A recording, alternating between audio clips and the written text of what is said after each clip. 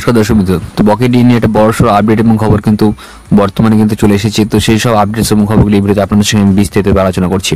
তো আপনারা কিন্তু খবরের শিরোনামে দেখতেই পাচ্ছেন, এই মাসেই মিলবে বর্ধিত হারে ডিএ, ফের কত শতাংশ বাড়লো ডিএ, রাজ্য সরকারি কর্মীদের জন্য বড় আপডেট। এই খবরটি কিন্তু আজকেই প্রকাশিত হয়েছে, আপনারা দেখতে পাচ্ছেন ডেটটি। এখানে আমি বিস্তারিতভাবে তথ্য দিয়ে দিচ্ছি আপনাদের। কিন্তু এই মাস থেকে কিন্তু ডিএ বৃদ্ধি হতে চলেছে এবং আপনারা সকলে জানেন যে কিছুদিন আগেই মাননীয় মুখ্যমন্ত্রী মমতা বন্দ্যোপাধ্যায় যে লোকসভা নির্বাচন আগে ঘোষণা করেছিল যে 4% ডিএ, সে 4% ডিএ কিন্তু এই মাস থেকে লাগু হতে চলেছে এবং আপনাদের বেতনের সঙ্গে এটা কিন্তু ইনক্লুড করে দেওয়া হচ্ছে।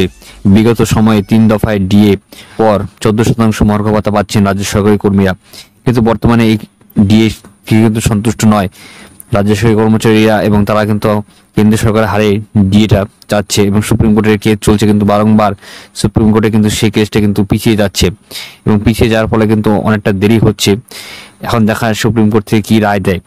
তো আপনাদের জন্য সুখবর, আর কিছুদিনের মধ্যে কিন্তু আপনাদের সেই যে 4% ডিএটা বৃদ্ধি করেছে সেটা কিন্তু আসবে এবং সুপ্রিম কোর্টের জয়ের মাধ্যমে কিন্তু আপনারা অবশ্যই